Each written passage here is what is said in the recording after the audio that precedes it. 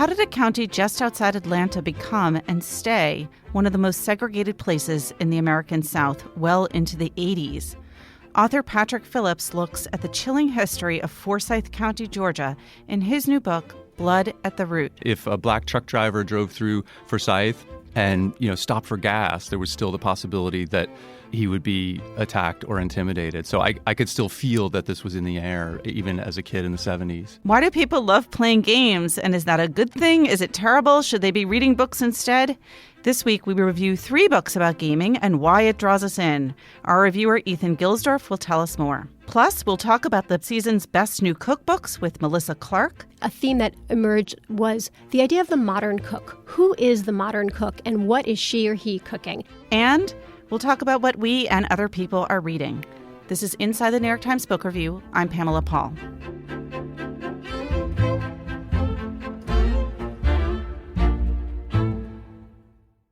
Among the many horrific stories of American segregation, that of Forsyth County, Georgia, stands out.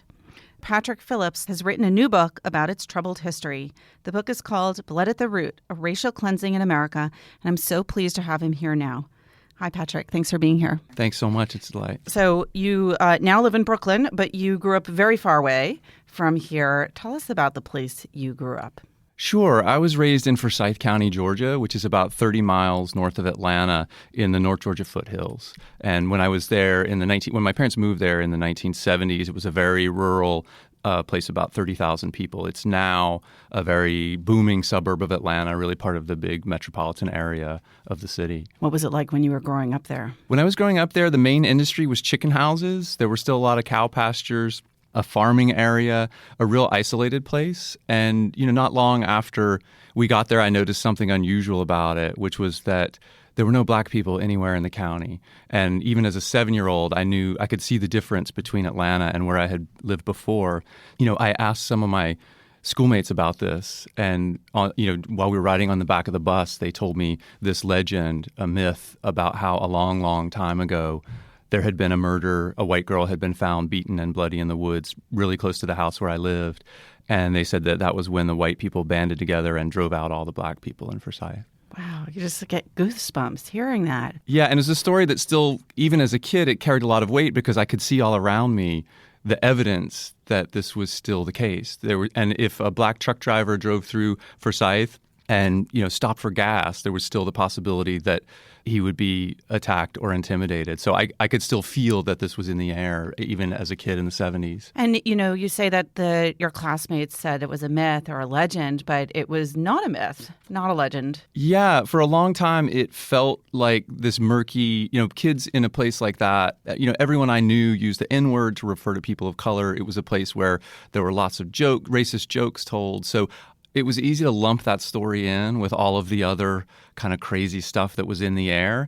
And for a long time, I thought maybe this was just something people made up. Maybe this was just a racist fantasy. About 10 years ago, I started looking into the story more closely and started finding out the facts and the real truth that lay behind that myth. And it persisted for a long time. Yeah, Forsyth stayed, quote unquote, all white into the early 1990s. So today the county has a much larger population, about 200,000 people, and that population is 10% Latino, about 8% Asian, and about 3% African American. So it's a place that now tolerates a very small, black population, but it wasn't very long ago that it was still closed off to anyone other than whites. I remember there was that shocking episode early in her television career when Oprah Winfrey in 1987, I think it was, went down to Forsyth. Yeah, that's right. There was a march on January 17th of 1987. I was 16 at the time, so I remember this vividly. The first time ever in my memory there was a public protest of all of this. So it was the second annual Martin Luther King Day. And that was still controversial in 1987 that there was a Martin Luther King national holiday. So a group of locals and joined together with some people from the Martin Luther King Center in Atlanta, and a small handful of locals, including my parents and my sister, joined a march of about 75 people who planned this very modest 2-mile march to speak out in favor of brotherhood and peace and understanding and against this 75-year-old ban. And they were attacked by a mob the whites who were sort of surrounding the marchers threw rocks and bottles, and then eventually armed men were being arrested in the crowd, and they had to cancel the march. And all of this was caught on news footage, and that footage shocked people, I think, all over the country. And Oprah Winfrey came down a month later and filmed she was a brand new talk show host in her 6th month on the air, and she filmed an episode on the Cumming Square. You mentioned that your parents were in that march. That must have been difficult, very brave of them to do because they lived there. They weren't coming from outside. Were all the marchers from Forsyth that were? There was a very small handful, and the papers even reported that there were no local people. But in fact, my sister had seen an announcement about it in the paper, and my parents are both from Birmingham, and so they had grown up in the Birmingham of George Wallace and Bull Connor, and they had long ago had a real rift with their upbringing in a segregationist place. So my parents were activists, and they had been waiting for an opportunity to speak out against all of this. So I think it was very brave, and I've since found news footage and some home videos that people shot that day. I've been trying to find everything I possibly could about all of this. And so I've seen footage of that moment, and it was terrifying, no question. At the same time that they were at the march, I was trying to find them. I was 16, and as was typical of a teenager, I was late to the rendezvous. And late to the protest march. I was late to the protest march, and I was in the pickup truck that I drove when I was 16. And so I knew the march was headed for town. So I drove to the Cumming Square and was waiting in a big crowd of people who had gathered on the square. And this is the same town square where I was like in a Little League parade where I'd gotten my first baseball glove. This was just hometown. And I thought I was in a crowd of people waiting for the speakers from the King Center. And then there was a moment when a PA clicked on, and I heard someone scream out, "Raise your hand if you love white power." And all of these people around me started chanting white power. I tucked my ponytail up under my baseball cap and, backed out of there. And it was a really shocking moment because I had known that, and there was a young man with a noose, which I had always wondered if I imagined that. And then I found a photograph, which is in the book. I mean, you must have seen people that you knew, shopkeepers, teachers, classmates. I don't remember seeing anyone who I knew well, but I definitely saw, my brother was at Forsyth County High School. I saw teenagers who I recognized. I saw familiar faces. So we lived in a very rural place about 7 miles outside of town. And, I was terrified that I was going to see some of our very close neighbors. As it turned out, I didn't. I think they stayed home that day. Let's talk about the incident in September 1912 that started all this. The racial cleansing really began with an environment of hysteria and terror in the white community. And it started with an accusation by a woman named Ellen Grice, who told the newspapers that she, quote, woke up with a black man, with a Negro man in her bed, was what she said. And it's really unclear what happened. But of course, people like Ida B. Wells had been writing since the 19th century about, Ida B. Wells called it the old threadbare lie, that lynchings are started by black men raping white women. But Forsyth had exactly such an accusation. A black preacher was beaten on the town square. The National Guard was called in. Whites in the community became convinced that they were in the midst of a black insurrection. And just as things were starting to die down, an 18-year-old white woman named Mae Crow was found in the woods very close to where I grew up. She had grave head injuries. She was beaten and bloody, and she was in a coma for 2 weeks and then eventually died from her injuries. And not surprisingly, the story almost immediately raced around the county that this was the work of black rapists. And so it just threw gasoline on the fire of all of this hysteria from the week before.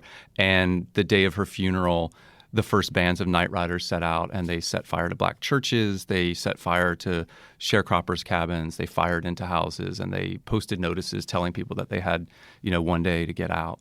How many black people were there in Forsyth County? In the census of 1910, which is the last accurate measure, 1,098 black residents of the county. And from newspaper accounts, it seems clear that over the course of just a couple of months, September and October, everyone in that community was run out of the county and really ran for their lives. And how are they able to reinforce this measure for so long without any intervention? Yeah, that's one of the questions that was really at the center of the book, was not just how this occurred, because it occurred in a lot of places. It was occurring in other counties in North Georgia around the same time. And, it's occurred in other places around the country. The thing that makes Forsyth unique, really, is the longevity and the fact that, I was born in 1970 and I experienced this as a child and as a teenager. So that was one of the things I was really interested in. And a big part of it is that in Forsyth, the law was never applied to any of the perpetrators of this.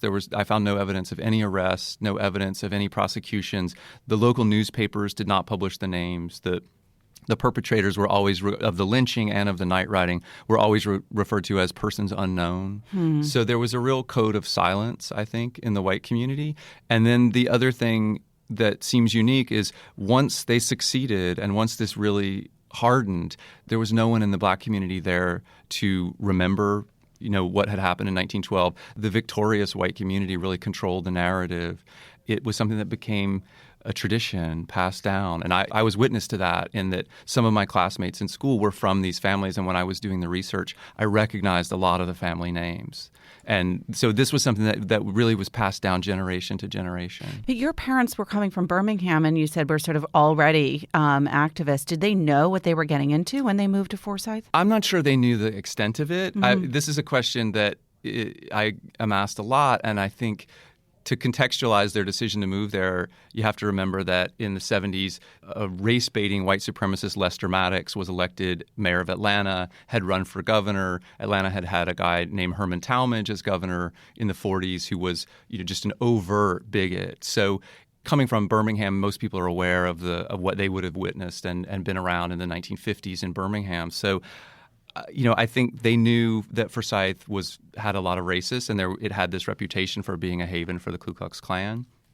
But if you went outside of Atlanta in Georgia in the 1970s, you could pick a county, and there was a fair amount of that going on. So I think that they moved there knowing that they used to say to us that we would try to change this place from within, which was their experience in Birmingham. So it's a different attitude about all of this because you're surrounded.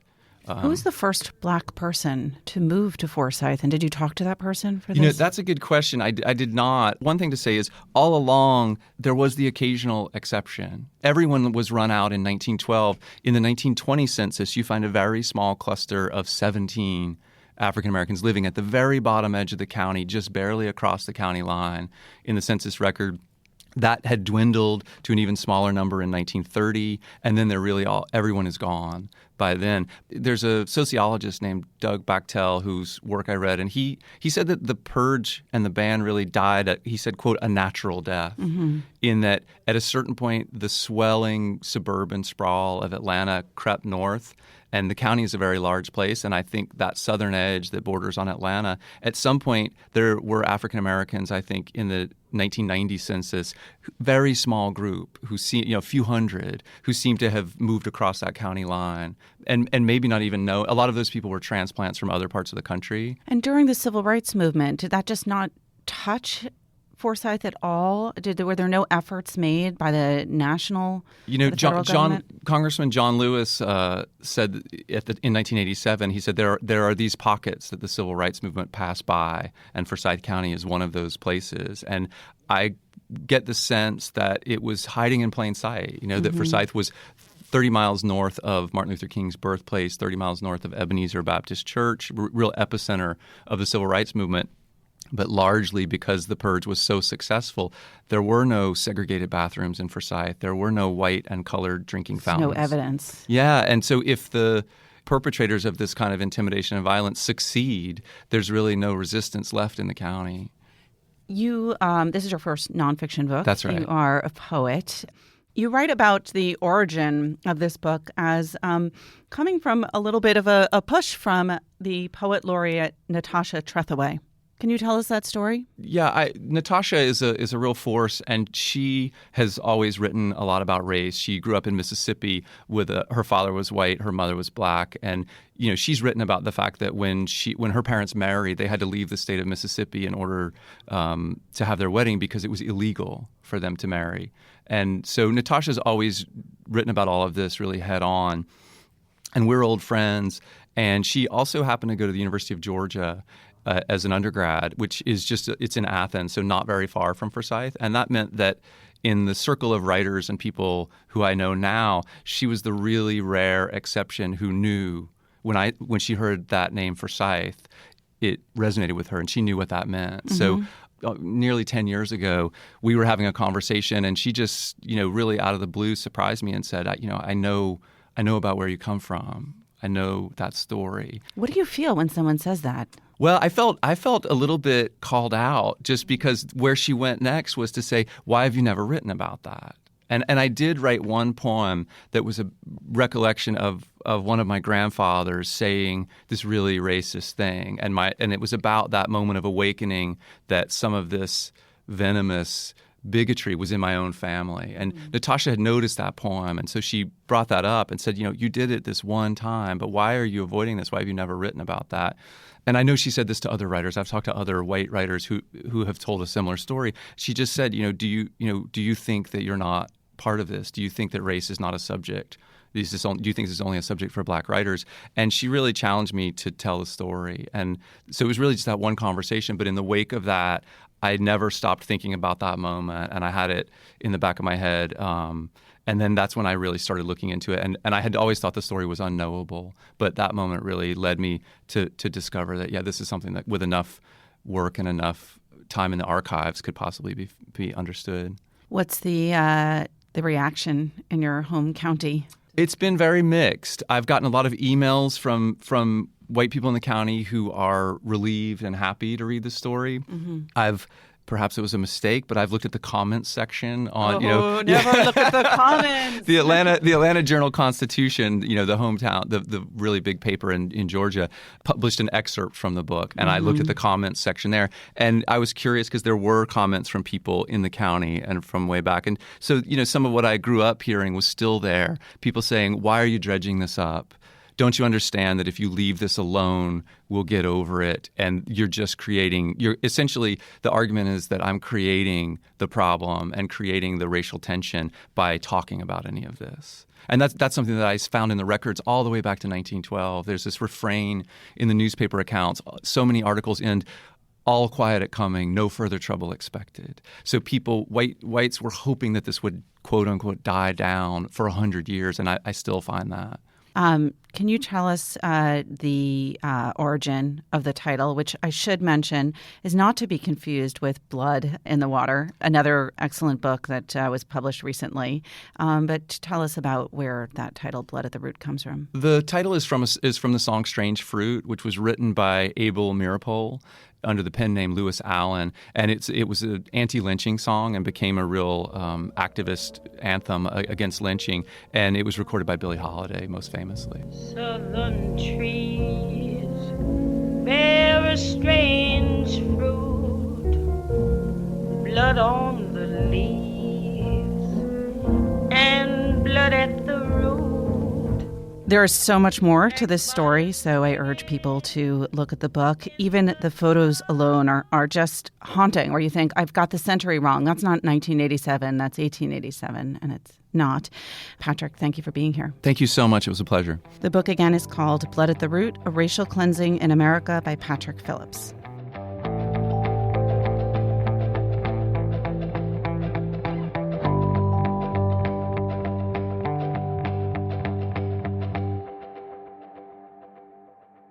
Ethan Gilsdorf joins us now. He reviews this week in the book review 3 books about gaming. Ethan, thank you for being here.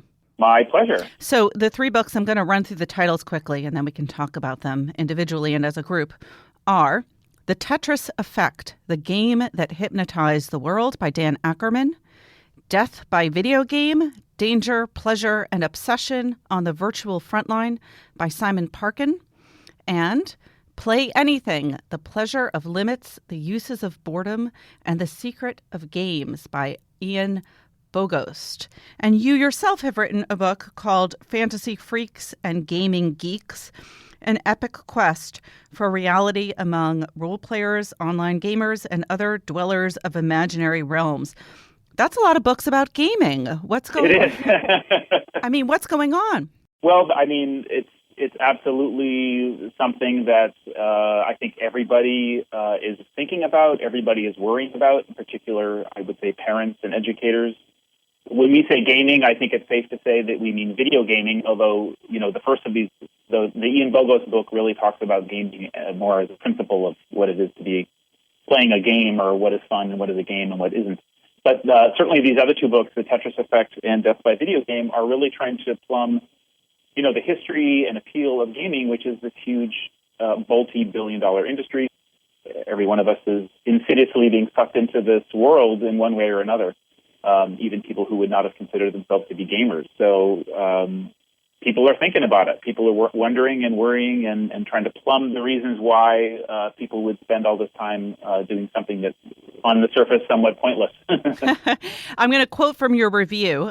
You say, "We must stare into the almost $100 billion a year video game abyss, an industry soon poised to overshadow all other forms of entertainment and diversion, motion pictures, television, books, and Donald Trump combined." That's a lot of... That's a pretty big triumph there. It really is. And I would say, this gets into a little bit about the history of my own book, Fantasy Freaks and Gaming Geeks, where I really tried to figure out, how did we get from this, the era that I grew up in, which was in the 70s and 80s, where, video games were just starting and other kinds of fantasy and, escapist entertainment was a fringe culture-y kind of thing, but wasn't a mainstream. And here we are, some 25, 30 years later, and it really is gotten to the point where people who would not have considered themselves to be gamers are playing Candy Crush, they're playing Skyrim, they're playing Pokemon Go, and I guess you could say in a certain way the onset of social media and Twitter and Tinder and all these other kinds of ways we're interacting with each other with these profiles or virtual versions of ourselves is a kind of game as well. People don't see it as a game, but I think that's part of what's happening. It's like the old board game, Life. We're all acting out. Exactly. And what's curious about this whole thing is that for the games that are more like real life, one wonders, well, what's the appeal? Why do you want to play a game that it feels like it's just an endless chore, right? Think about Tetris, or think about World of Warcraft, or you have to spend all these hours, grinding through these levels and amassing wealth and power. It's a job, and it's curious to think that that's something that would be, would want to be, the centerpiece of somebody's leisure time. When you look at gaming books about the rise of video games or about gaming in general, to me, it seems they tend to fall into one of two camps. Either gaming is addictive, gaming is destructive, gaming is end times for all. Watch out, parents, children, and everyone else. Or, gaming is much better than you thought. You will learn from gaming. Gaming is great. Gaming is fun. Where do these three books sort of fall along what is probably more a spectrum than I'm suggesting? Well, for the most part, these are definitely pro-gaming books, although I would say that, two of the three don't really aim to try to really put forward an argument about that. Starting with Death by Video Game, curiously enough, Simon Parkin's investigation into this began with him reading about these awful cases of folks in Asia, in Taiwan and Korea, who, of young gamers in these internet cafes, playing games nonstop for hours and days and dying, essentially. So his investigation gets launched by this idea of, well, why would you devote so much time to this game? What are these games doing for people? But his ultimate argument, I think, is that these are good. The Bogos book, the one called Play Anything, is really more of a treatise or kind of a think piece about gaming and play in a wider sense. And he talks a lot about video games, but he also talks about soccer, and he talks about turning your daily chores and tasks into a kind of game, or finding play and fun in the everyday. And he spends a lot of his book describing what play and fun is. The Tetris Effect is more, I would say, historical, look at the history of this game, Tetris, which was invented by a pretty obscure Russian computer programmer in 1984. And the story really is about how this game made it out of Russia and into the world. It was eventually, picked up by the Game Boy device in 1989, and now it's like every device that you own now pretty much has Tetris built into it. I'm always really interested in the psychology of gaming and sort of what the appeal is and if there's a personality type, especially when you talk about it as being such a huge industry. It's hard to even think that there is a personality type. Maybe it's just all of us. And yet, gaming doesn't appeal to everyone. Gaming also can be very stressful, and it can be frustrating. And I'm curious if anyone has sort of profiled like the appeal of gaming to certain people, or do they try to get over that sort of fear of being crushed by the space invaders? Right. Well, I think in particular the Simon Parkin book, Death by Video Game, that sort of ends up being the kind of the focus of his investigation, and he profiles a series of gamers and game designers, and each chapter is kind of divided into a different idea of maybe why games are appealing. So he has a chapter called Discovery, another chapter called Empathy, another called Healing, another called Success. And I think that what he's writing about, and I think that I would definitely agree with him, back when gaming was a little less immersive and ubiquitous and technologically more primitive, and now it seems like these landscapes that some of these digital games are offering are just immersive and almost threaten to subsume the entire self or evaporate the self into this, very richly imagined world. But, Parkin in particular talks about this idea, and Bill goes to a certain extent in his book, talks about this idea of, well, you don't play things just because they're fun. Sometimes, or because they're not stressful. Sometimes you need to play a game because it gives your imagination a place to park itself, or if your life is feeling overwhelming or unmanageable in some regard. Here's a game like Tetris where, even though it kind of mimics the idea of like endless things falling at you and you having to deal with them, there's something satisfying about tackling and being successful in this very narrow box of a video game, where maybe in the rest of your existence your life is falling apart. Parkin has a really wonderful profile of a guy who talks about his experiences. He and his wife were having a baby, and then there was a miscarriage, and there was a lot of grief in the family. And the dad, who gets profiled here, talks about his experiences playing this fantasy role-playing game called Skyrim, which is sort of set in the mythical Icelandic, Norse universe. And he goes off and battles trolls and, explores caves. And this was a place where he could find some agency and, carve his grief into these, avoid dealing with his grief, I guess you could say, and break things down into these, what he calls easily digestible tasks. And I think the idea that you can find success or find community or feel like you're exploring something or doing something new or have power is a really powerful reason why people play these games. It's interesting. One of the things I find remarkable is, a child who expresses or exhibits low frustration tolerance in, every aspect of real life will nonetheless go and play a game in which, he is, befuddled and killed and destroyed over and over, and yet go back and start it again and not become frustrated by that experience. And I wonder if that's the genius of these of gaming designers, or if that's something they deliberately kind of set out to work around. I think so, and I think some of the naysayers might actually say that this is the secret insidious sauce that's built into every game, that you give players just enough sense of achievement but then frustrate them. And of course players learn things as they explore a world or a level of a game or whatever it might be. So you get just far enough to do something, you get killed, the zombie grabs you, or whatever it is that the scenario is evoking. And then you're compelled to go back and do it again now with this new knowledge. Oh, now I can get around this zombie because I've been to this room before, whatever that scenario might be. And I think that's absolutely appealing to kids. The real world, especially for adolescents, is very scary and doesn't seem to have a rule book, right? There's no clear path to navigate through it. And yet to get a game, whether it's Dungeons and Dragons or whether it's Asteroids or whether it's, Call of Duty, there's a path to follow, and you can grow and become more knowledgeable and have this sense of achievement that I think can be very seductive in a good way, I would say. Mm-hmm. And I think I think in a way, instructive. You can win.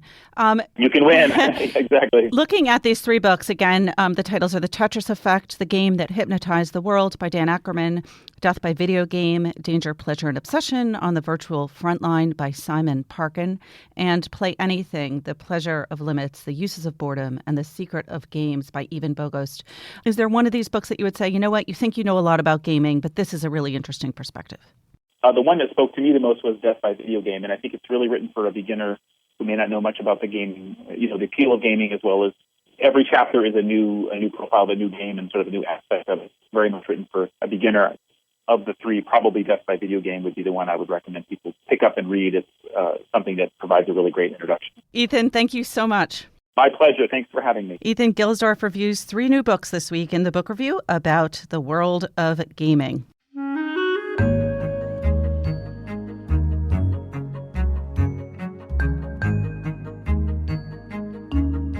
I am so excited to have Melissa Clark here. She is, as many of you know, the author of multiple cookbooks. She writes a Times column called A Good Appetite, and she makes these amazing cooking videos for the New York Times website. And she is the authority on what to eat and how to make that food. Melissa, thank you for being here. Thank you for having me. We should say that you have a book coming out in spring. I that do. Is exactly like that. Can you just talk for a minute about your upcoming book, and then we'll talk about this fall? Yeah, I have a book called Dinner, Changing the Game, and it's exactly that. It's trying to help people change the way that they've always cooked dinner. People get into dinner ruts. We as a country have really evolved in the way that we think about dinner when we go out to restaurants. We're not afraid to mix things up. We order 2 appetizers and dessert and skip the entree. We order an entree and eat it as a side dish. We just order side dishes. But when we're cooking at home for our families, we tend to just go with a protein and 2 sides. We get very locked into the way that a dinner plate looked, back when our grandmothers were cooking. And what I wanted to do was write a book to help people change the way they think about dinner. It's okay for dinner to be a plate of fried eggs with maybe a little kimchi and some brown rice, Or what about a grain bowl? Or what about a gorgeous salad full of roasted tomatoes and different cheeses and maybe some, excellent sardines that you have in the cabinet? And also to bring flavors that I know people have, condiments and flavors that I know people keep in their pantries. I mean, we're getting familiar with, things like hot sauces, like sriracha. We have different kinds of pickles. I want to show people how to use those things in their everyday cooking because they add a ton of flavor for no work. Every single recipe is simple because this is meant to be everyday cooking. This is not fancy food. This is stuff that we just want to go home after work and cook something delicious. Let's talk about books coming out this fall. When you look at the season's books, did any themes emerge? A theme that emerged was the idea of the modern cook. Who is the modern cook and what is she or he cooking? The modern cook wants things to be pretty quick because we don't want to spend a ton of time after work, but we also want to have very sophisticated flavors because we're used to eating foods, in restaurants that have interesting food combinations, interesting ingredient combinations, and we want to be able to do it ourselves. So one of my favorite books that addresses that is called Simple. Effortless Food, Big Flavors. It's by Diana Henry, who's a British cookbook author who I wrote about in the last section. And what she does is, I'm just going to open it up and I'm going to show you talk about some of her recipes. Very typical Diana recipe is to take ingredients that we probably have in our pantries, like a can of white beans, some carrots, and maybe something green and leafy, some garlic, and then she puts a twist on it. And what she does here is she roasts carrots with harissa. Harissa is a North African chili paste, but you can use any chili paste. And then she takes her canned white beans and she adds some dill. And it's a fresh interpretation of things that we already have, and it just makes it brighter and a little bit more exciting. Another book that does that really, really well is this Ashley Christensen's Pools restaurant. Now, Ashley Christensen writes from the South, and what she does is her food is sort of Southern elevated. So she takes typical Southern, traditional dishes like cornbread, right? But not just making a loaf of cornbread, she's serving it with tomatoes with a white balsamic thyme vinaigrette. And what that is doing is it's making, a bread, normally just something that we have on the side of our meal, it makes it the meal. Mm-hmm. It makes it interesting. And she's adding, international ingredients like white balsamic vinegar, which I know I've got a bottle of, and do I use it? Maybe, not as often as I want to. And that's a great example right here. Wow. Okay. What else? What else? I have a big sweet tooth, so I love all the sweet books. A lot of people know Squirrel, which is a restaurant in LA. Even if you haven't been there, you might have been reading about it. And Jessica Koslow is the chef at Squirrel, and she's an LA cook. I mean, how do I describe her? She has so many different influences going on, but she comes from a place of wanting food to be healthy. You know, she really is interested in making sure that the food we eat it's not skinny food, it's densely packed nutritionally. So she'll, use brown rice a lot, whole grains, but she'll do them in really interesting ways. She's famous for her grain bowls, and in this book she has a lot of, this is her famous grain bowl. It's a sorrel pesto rice bowl. And she uses a special kind of brown rice, but you could use any brown rice. And she makes a nut-free sorrel pesto with preserved Meyer lemon, feta, and a poached egg. And this is the kind of food that I think that people really are gravitating toward. It's interesting. There's a lot of flavors going on. It's maybe a little more time-consuming than some of the other books that I just mentioned, to make this kind of food. But the payoff is big because you're really transported to another place with different flavors, something that you probably wouldn't have put together yourself. Is there one book that is for that person who has no time? Yeah. Asking for a friend. The new Anna Jones book. She's a vegetarian writer from London, and her food is so dynamic. It's amazing. I can tell readers that if you're interested in really, focusing on vegetables, focusing on grains, her recipes are a fresh take on that. There's a lot of London going on. There is. Alexandra Crapanzano, who has written for our magazine sometimes, has written a book called The London Cookbook. It's a beautiful book. It's a beautiful book. It's called The London Cookbook, but it's really the London Restaurant Cookbook. And she goes to some of the greatest places in London, gets the famous recipes, talks to some not so famous places that should be better known. And what's great about it is that it's using London as a lens to look at the rest of the world. This is what people in London are eating, but this is how they're eating internationally. So, for example, Ottolenghi, she has his recipe for mung and haricot beans, which have, what do they have? I mean, tons of spices. Ottolenghi is known for his aggressive, beautiful spicing. Black mustard seed, cumin, fennel, fresh ginger, chilies.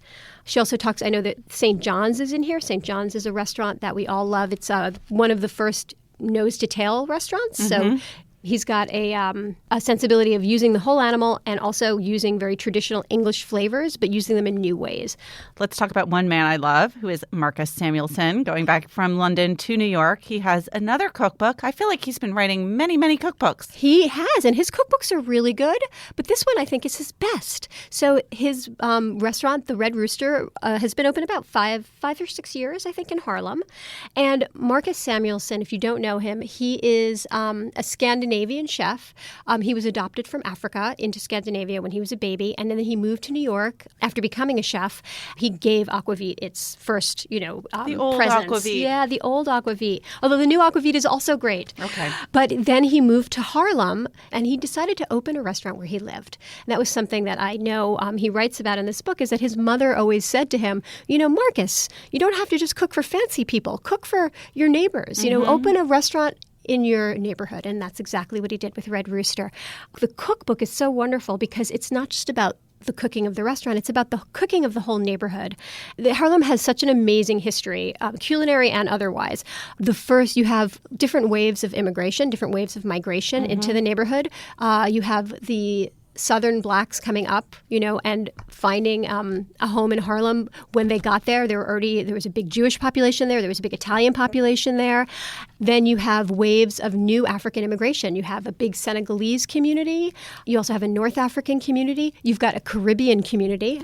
You also have a Latino community. And so you have all of these culinary voices in the middle, in this great neighborhood in New York. Internationally, people go to Harlem and maybe they go to Sylvia's, maybe they go to the Red Rooster, but they don't really know the smaller places. And Marcus, what he does is he highlights some of these places. So he's not just highlighting his food, he's highlighting his entire neighborhood. And it's a great read. It's really well done. He's done so much for the neighborhood there, too. All right, here's another title that I just like the sound of it, Mad Hungry Family. Oh, I love this book. Okay, Lucinda Scala Quinn used to work at Martha Stewart. She is a phenomenal cook. The idea here is that when you are starving, this is hearty food, this is casual food, this is delicious food, and this is a lot of food. And so she shows you, really recipes for entertaining, recipes for feeding your family, things that are not, she's not using a lot of crazy ingredients. Everything is very supermarket available. This is the kind of food where, say that you have nothing in your house, really nothing, you could just go to the supermarket and pick up like 3 or 4 things and create some, you can be an alchemist. You can just create amazing things from those few ingredients, with Lucinda just kind of whispering in your ear, a little of this, a little of that. She's a great teacher, too, which really comes across in her book. All right. I'm going to take all of these books. Let's talk about one more, which feels like it's on the opposite end of the spectrum, Victuals. So what this book is it's almost like an anthropological look at Southern cooking. Ronnie Lundy looks at the people of a place and what they're doing, and how Southern traditions became so entrenched and so much of a community's identity. And she breaks it up by ingredient, which I really like.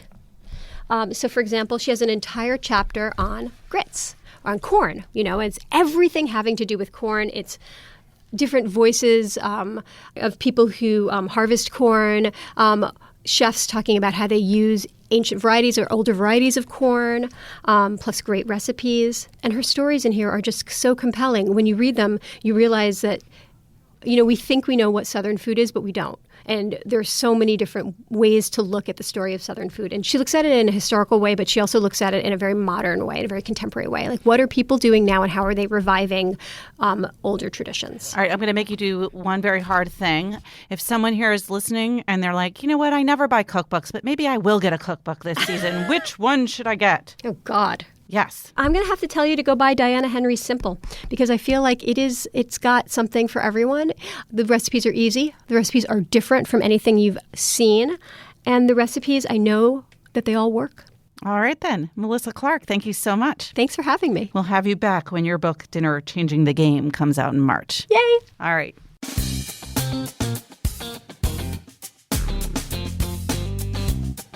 My colleagues Greg Coles and John Williams join us now to talk about what we and other people are reading. Let's talk quickly first about the bestseller list. There are just 3 new titles on the hardcover fiction list this week. All 3 of them are series novels. And the big one debuting right at number 1 is Harlan Coben's latest book, Home.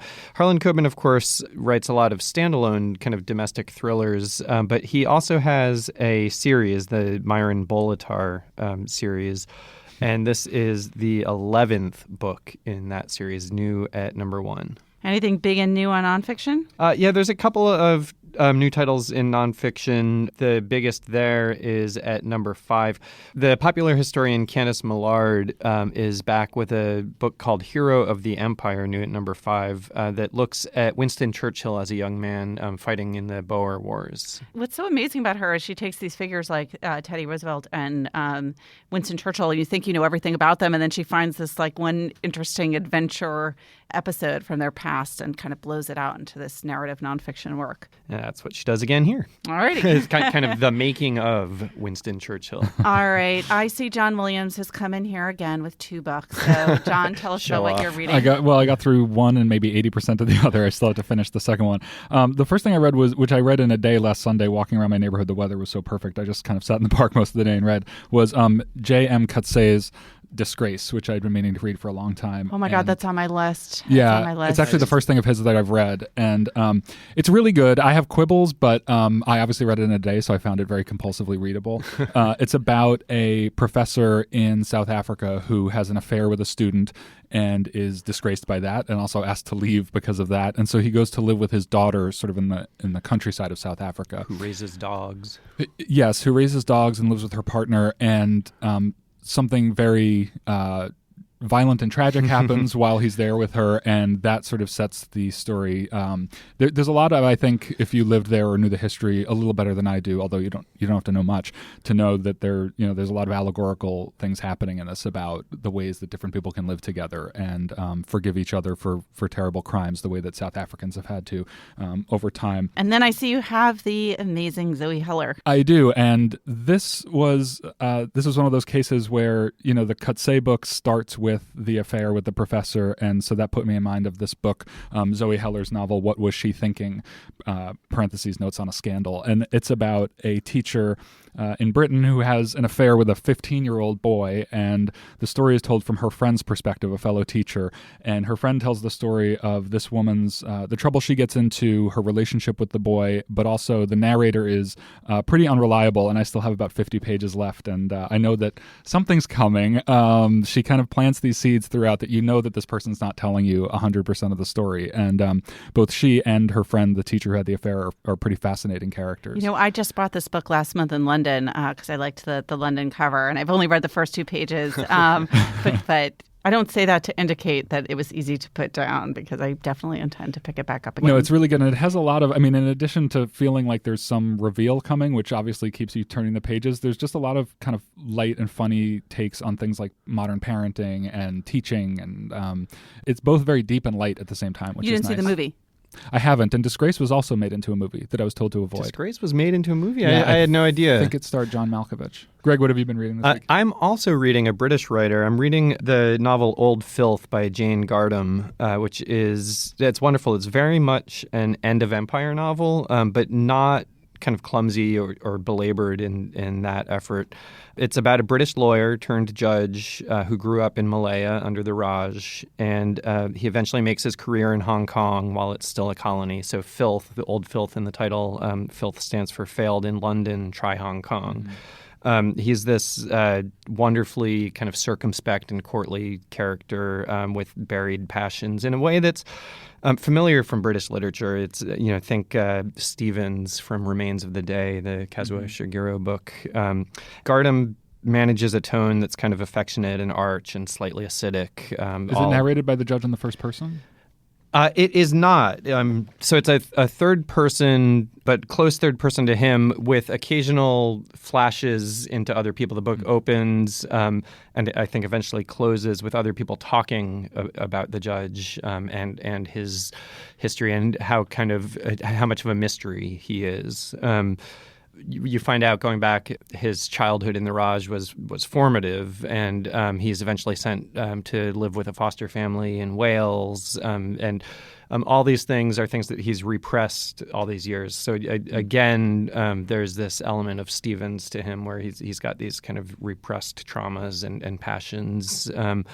He's had a long loving marriage, but kind of passionless. So it's a book that tells like a whole life. Yeah, it did. Exactly right. It backs up. It's written with this kind of affectionate irony. You get a sense of that even from Gardam's acknowledgments. This one short passage. Those who believe that they recognize any of my characters are mistaken, for they are all from my imagination except for Queen Mary, her lady-in-waiting, the Duchess of Beaufort, the station master of badminton, who it appears really did wear white gloves and call the platforms lawns, and my husband, who in only one instance resembles Filth. He ate 37 bananas on Freetown Beach. There were no ill effects. I love that tone. Yeah. Pamela, you're busier than us. What have you been reading this week? Well, I'm reading 3 books, but very slowly and poorly with much interruption. So this is not to show off, but to confess. As usual, I have Hamilton still by my bedside, too heavy to bring around with me. Then I have my guilty pleasure of my Lee Bardugo's Crooked Kingdom, the sequel to Six Crows. Then finally, I started, despite those 2 looming unfinished tasks, I did start also reading this week the book that came out earlier this year by Karan Mahajan, The Association of Small Bombs. I think I started reading it really based on the review, although it was a while ago, which Fiona Mizell wrote in our pages. And I think her first sentence was something like, let me just cut to the chase and say that this book is terrific. Oh, right. It is a rave review, and it's such an interesting premise and so timely. It starts off with a bomb exploding in, I think, Delhi and killing 2 boys. And then it goes to with the parents of the 2 boys, the surviving parents of the 2 boys. Goes from there. One of the interesting and daring things about the book is that it does look at the people who set off those bombs. Yeah, with a somewhat sympathetic Yes. eye. I think it's good that book is not terribly long, because I feel like the Bardugo and the Hamilton are both real doorstops, which is maybe why. Let's see which she finishes first. I'm betting on the Bardugo, I hate to say. All right, thanks, guys. Thanks, Pamela. Thanks, Pamela. Remember, there's more at nytimes.com/books. Our producer is Jocelyn Gonzalez, and you can always write to us at books@nytimes.com. Thanks for listening. For the New York Times, I'm Pamela Paul.